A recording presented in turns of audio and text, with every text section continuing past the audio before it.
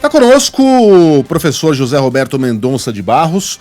A gente vai falar sobre taxa de juros e outros assuntos econômicos brasileiros. O professor é ex-secretário de Política Econômica do Ministério da Fazenda, economista da MB Associados. Mendonça, obrigado por mais essa participação aqui na Band News FM. Bom dia. Bom dia, Megali, é um prazer. Bom dia, Carla, bom dia, Roberta. Bom dia. A pergunta básica, né? Um ponto como esperávamos e tá de bom tamanho. O Brasil precisava mesmo desse choque de juros, Mendonça? Infelizmente sim, né? Porque a situação está bem mais complexa do que se gostaria. Em primeiro lugar, porque o cenário internacional, vocês falam muito disso, nós acompanhamos, ele continua muito azedo, né? Muito complexo em geral e, em particular, essa incerteza desse governo Trump, que começou a uma velocidade alucinada, mas ainda não colocou todas as cartas na mesa, né? Por exemplo, as enormes tarifas em cima de muitos países para limitar a importação americana ainda não aconteceu, e isso é ruim para o Brasil, né? Isso é pior. E aqui a inflação está incomodando, né, Megali? Vocês também estão sempre falando disso, nós seguimos preocupados, e as projeções estão cada vez piores e tal. Aí só tem mesmo para segurar um pouco esse rojão, tem que aumentar a taxa de juros. É um momento em que muito pouca gente discorda do movimento que foi feito pelo Banco Central, que vai ter consequências. A mais importante é na desaceleração da atividade do PIB. Mas, Mendonça, aqui do alto da minha ignorância, eu tenho para mim que aumento na taxa de juros contém a inflação por demanda. A inflação do Brasil é por demanda? Quer dizer, a gente vai, de fato, ter um efeito nesse processo inflacionário? Olha, Megali, sempre que tem essa piora significativa da inflação, tem as duas coisas, né? Nós temos, obviamente, o preço de alimentos é o melhor exemplo do chamado problema de oferta, de produção, né? Frente à demanda, a produção e os estoques ficarem insuficientes, logo os preços sobem e sobem bastante.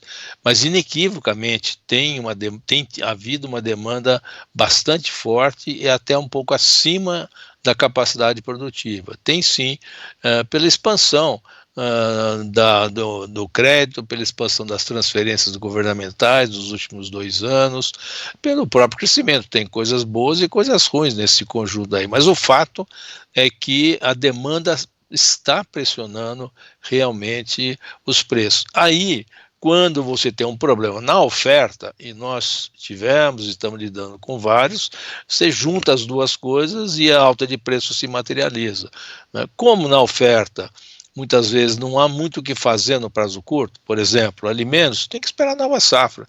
Enquanto a nova produção não entrar em campo, não vai baixar o preço de certos produtos, né? O que sobra é agir sobre a demanda, e a política monetária é um dos instrumentos. Seria menos necessário se o governo tivesse colaborado mais, mas o governo atual não consegue conceber a ideia de limitar um pouco o seu gasto, cortar custos. Esse debate que vem vindo, que tem expressão política bastante grande, o fato é que a política monetária acaba tendo que ser, ela sempre faz estrago, né? Vai diminuir a atividade, as empresas vão sofrer e o emprego os bons números de emprego vão recuar um pouco, mas é o preço para combater a inflação. Professor, o Federal Reserve manteve a taxa de juros dos Estados Unidos na faixa entre 4,25% e 4,5%.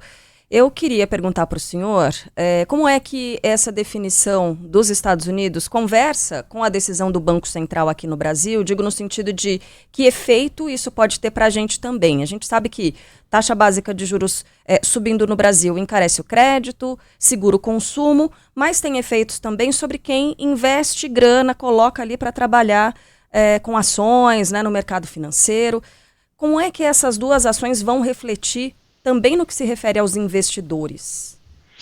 Acentua a piora do quadro brasileiro, né? E vai afetar negativamente não só investidores, Carlos, eu queria chamar a atenção que esses dois também afetam o próprio gasto usual das empresas, e é por isso que a gente começa a desacelerar. Eu já volto a isso no minuto, deixa eu só falar da sua pergunta original, né? A conversa entre os dois bancos centrais, o resultado é que a decisão americana não é boa para nós, né? O melhor seria se ele continuasse abaixando. Mas o que aconteceu lá?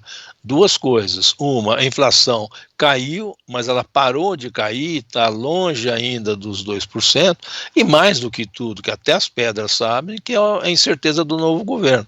Aliás, haverá uma trombada enorme entre o executivo e o Banco Central americano, que já está escrito que vai acontecer. Já ontem o presidente dos Estados Unidos criticou muito o Fed, porque o que acontece é que se o governo americano, o Trump, colocar em prática tudo que ele prometeu na campanha, e usualmente ele faz isso, a inflação nos Estados Unidos vai subir. Então essa parada que o Fed deu é dizer o seguinte, olha, não fosse o novo governo, eu provavelmente abaixaria mais uma vez, mas com risco de ter pressão na inflação nos Estados Unidos, eu paro aqui e vou ficar olhando o que vai acontecer, e na minha opinião, para o segundo semestre, é mais provável que ele mencione a chance de aumentar a taxa de juros lá e não de continuar baixando. Isso naturalmente é ruim para o Brasil.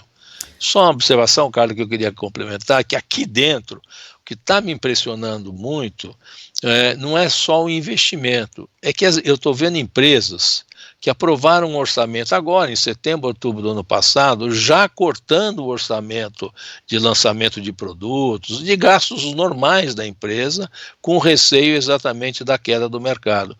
E por isso que eu acho que nós vamos ver mesmo uma desaceleração bastante forte na economia brasileira ao longo desse ano. Professor, o ministro da Fazenda, Fernando Haddad, ele afirmou ontem que o governo vai apresentar uma proposta para reformular o crédito consignado para trabalhadores, como uma forma de expandir o acesso a modalidades com juros menores. Queria que o senhor explicasse, faz sentido, num contexto de aumento de juros, baratear os créditos?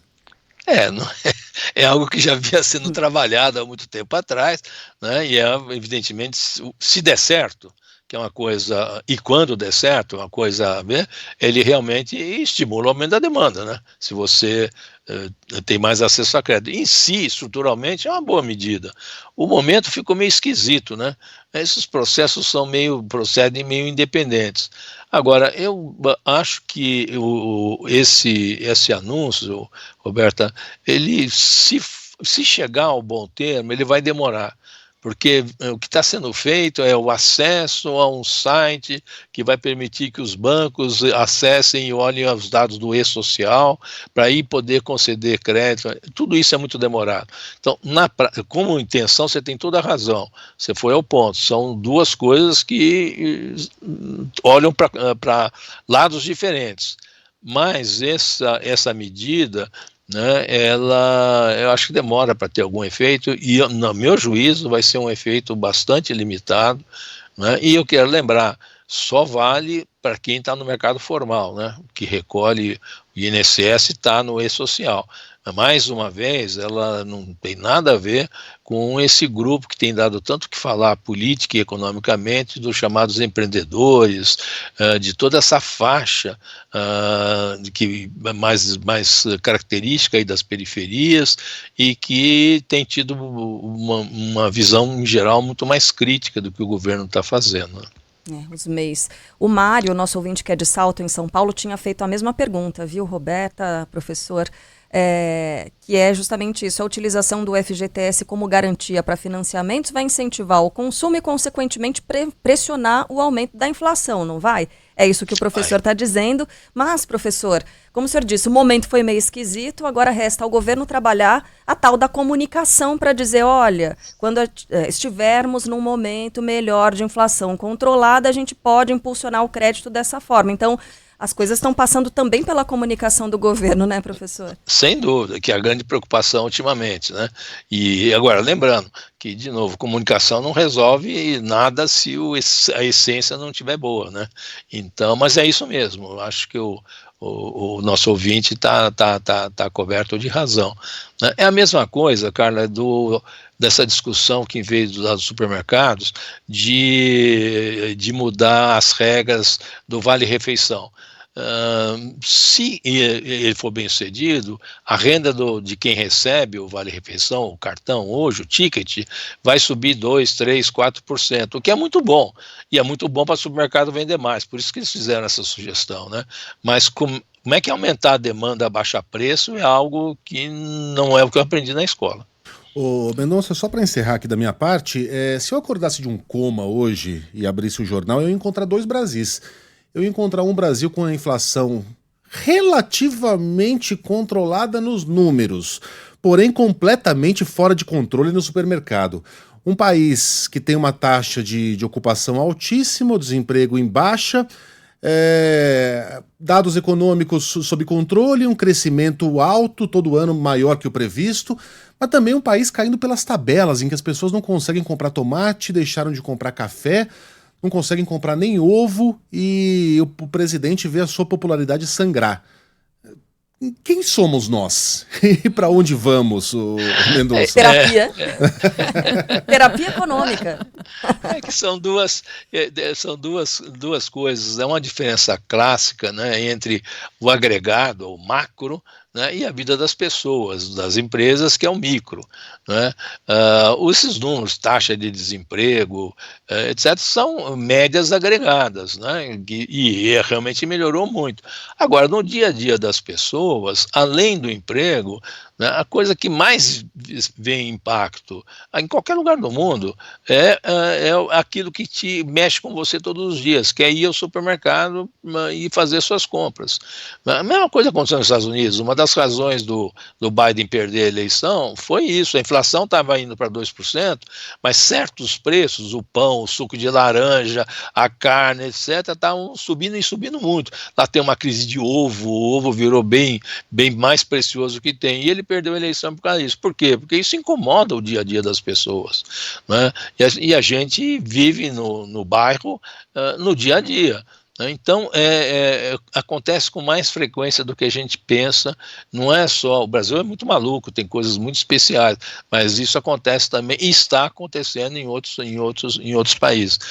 É por isso que é difícil analisar, e mais, né, que é para atormentar a vida de economistas, como vocês, comunicadores.